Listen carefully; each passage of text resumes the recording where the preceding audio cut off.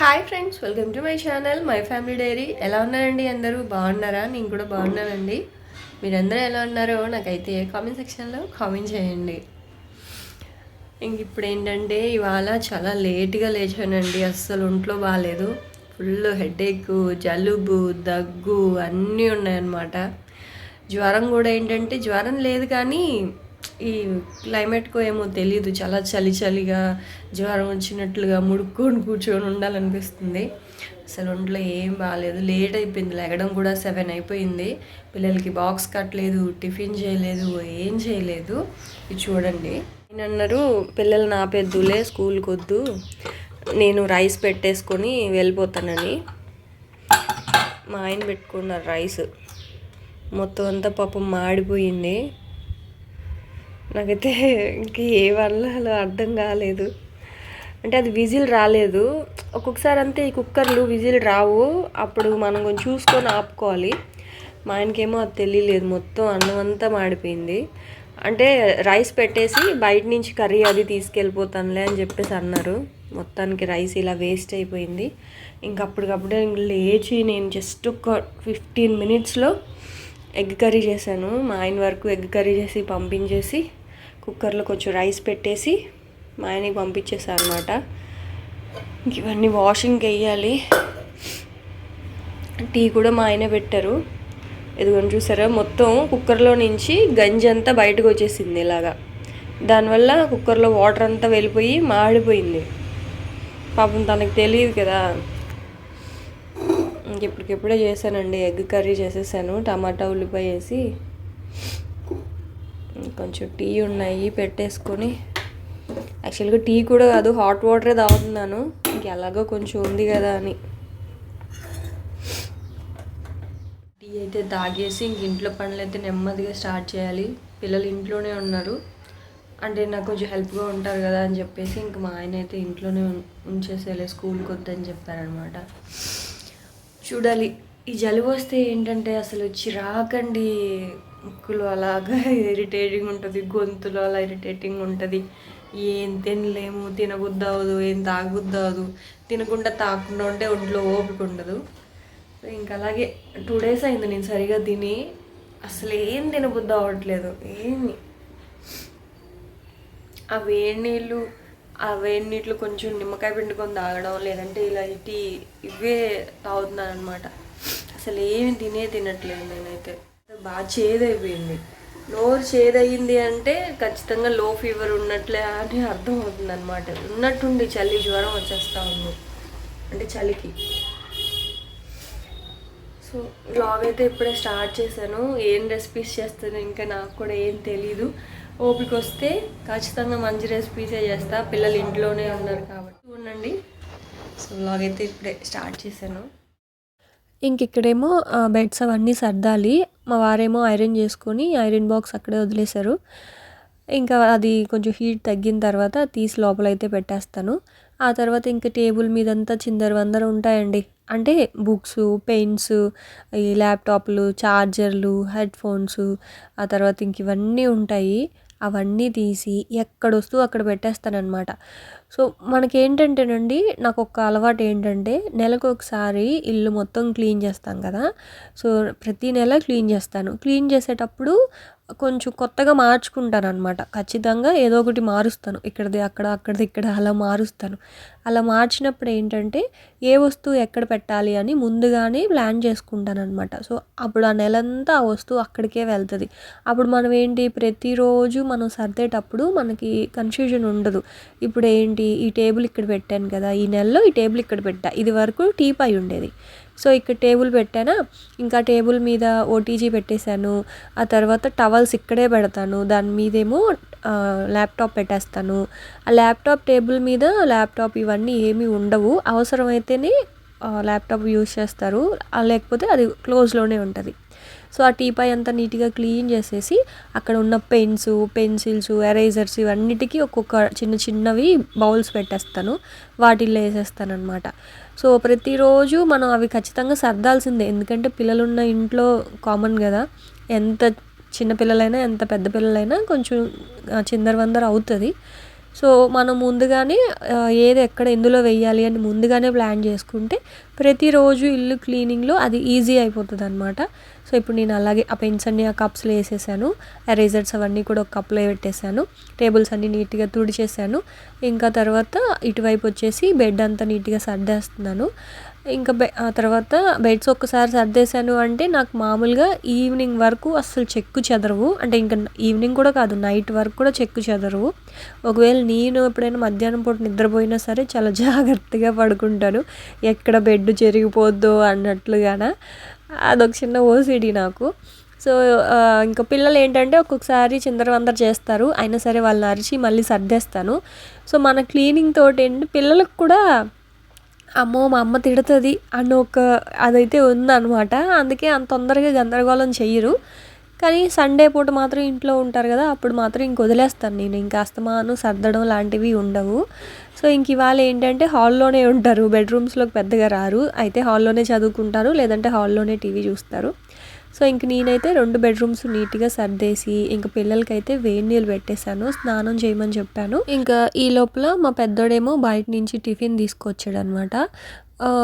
వెళ్తాడండి మా పెద్ద బాబు, షాప్స్కి వెళ్ళి ఏమైనా కావాల్సినవి తీసుకొస్తాడు.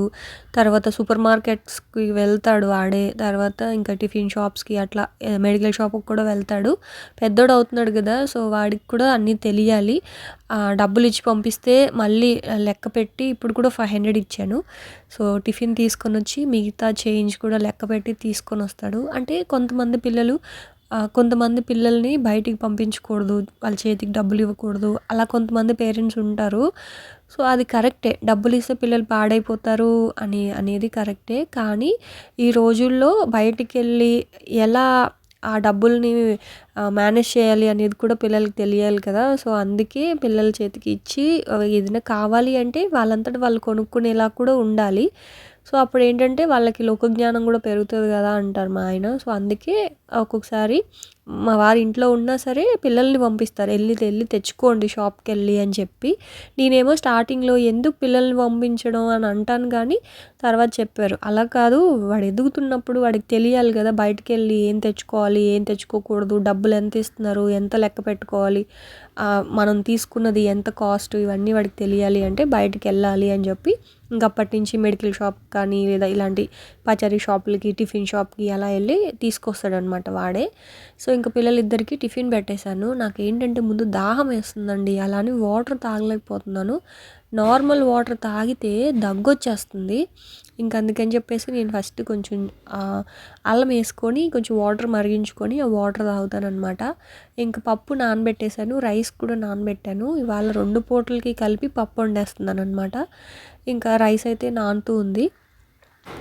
తోటకూర ఉంది, సో తోటకూర పప్పు చేసేస్తే పని అయిపోద్ది. ఇంకా అప్పడాలు ఏదో ఒకటి వేపేస్తానమాట. ఒంట్లో బాగాలేదు కదా, పెద్దగా రెసిపీస్ అయితే ఏం చేయట్లేదండి. అనుకున్నాను కానీ కొంచెం నీరసంగా ఉంది. ఇంకా ఫ్రెష్ అయిపోయి ఇంకా టిఫిన్ తినాలి. దానికంటే ముందు కొంచెం హాట్ వాటర్ అయితే తాగుతూ ఉన్నా. మెయిన్గా స్మెల్ పోయింది, వేడిగా తాగుతూ ఉంటే కొంచెం ప్రశాంతంగా ఉంది గొంతుకి.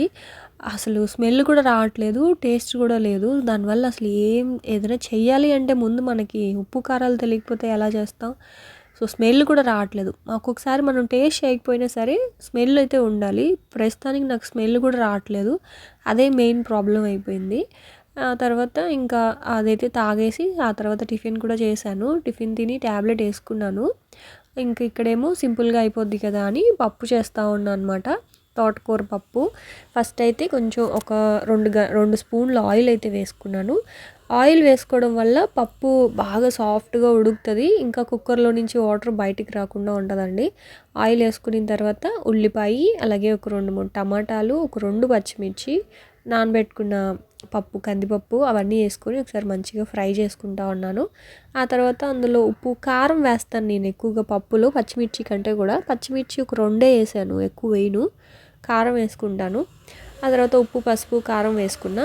ఉప్పు వేయలేదండి, ఉప్పు లాస్ట్లో వేస్తాను. ఉప్పు వేస్తే పప్పు ఉడకదు, అందుకే ఉప్పు చింతపండు మాత్రం నేను లాస్ట్లో వేస్తాను.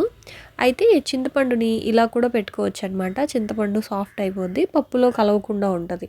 అప్పుడు పప్పు కూడా ఉడికిపోద్ది, చింతపండు కూడా సాఫ్ట్ అయిపోద్ది. సో తోటకూర అంతా వేసేసి కలిపేసి ఒక చిన్న బౌల్లో చింతపండు పెట్టేశాను అనమాట. సో చింతపండు సాఫ్ట్ అయిపోద్ది, లాస్ట్లో అందులో వేసేసి చిదిపేయడమే. అదైతే ఇంకో 3 విజిల్స్ వస్తే పప్పు ఉడికిపోద్ది. ఇంక ఈ లోపల ఇదిగోండి, ఇంక ఇక్కడేమో అప్పడాలు వేపేస్తూ ఉన్నాను ఇంక పిల్లలకి. అప్పడాలు వేపేసి ఇదే కడాయిలో పోపు పెట్టేద్దాంలే అని చెప్పి ఇంక ముందుగానే అప్పడాలు అయితే వేపేస్తూ ఉన్నాను. ఈ అప్పడాలు ఏం పెద్ద బాగాలేవండి, అసలు పొంగట్లేదు. నాకు అప్పడాల కంటే కూడా వడియాలు ఎక్కువ ఇష్టము, కానీ మా ఇంట్లో మామయ్య కానీ మా వారికి పిల్లలకి అప్పడాలే ఇష్టం, అసలు వడియాలే తినరు వాళ్ళు. కానీ నాకు మాత్రం వడియాలు ఇష్టం అనమాట పప్పుతోటి. ఇంక ఇదిగోండి ఇలా పప్పు బాగా ఉడికిపోయింది కదా. ఉడికిపోయిన తర్వాత ఏంటంటే ఆ చింతపండు కూడా అందులోనే వేసేసాను. అసలు పొంగదనమాట, మనం అందులో ఆ వాటర్ ఒకవేళ ఎక్కువ వేసినా సరే పొంగకుండా ఉంటుంది. సో ఇంక సాల్ట్ వేసేసుకొని మొత్తం ఇలా చిదిపేసాను పప్పుని. అయినా పప్పులో చెప్పడానికి ఏముంటుందిలేండి, అందరూ రెగ్యులర్గా వారంలో ఒకసారి 2 సార్లు పప్పు మాత్రం వండకుండా ఎవరుంటారు. కాకపోతే ఇంక చెప్తున్నా, ఇంకెలాగో వండుతున్నాను కదా అని. ఇది తోటకూర పప్పు కాస్త ఎక్కువే వేసుకున్నాను అనమాట. పప్పు తక్కువ వేసుకొని ఆకు ఎక్కువ వేసుకున్నాను. ఇంకా అల్లం వెల్లుల్లి పేస్ట్ కూడా వేసుకున్నానండి పప్పులో, బాగుంటుంది.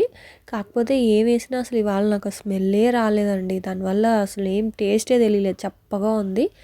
ఇంక పప్పు బాగా ఉడికిపోయిన తర్వాత పోపులో వెల్లుల్లి, ఆవాలు, జీలకర్ర, ఎండుమిర్చి, కరివేపాకు అన్నీ కొంచెం మంచిగా పోపు అయితే పెట్టేసుకొని బాగా మరుగుతూ ఉన్న పప్పుని ఆ వేడి వేడి పోపు గిన్నెలో వేసుకుంటే అప్పుడు ఒక సౌండ్ వస్తుంది కదా బుస్సుమని. ఇంకా ఐరన్ కడాయి కనుకైతే ఇంకా చాలా మంచి ఫ్లేవర్ వస్తుందండి.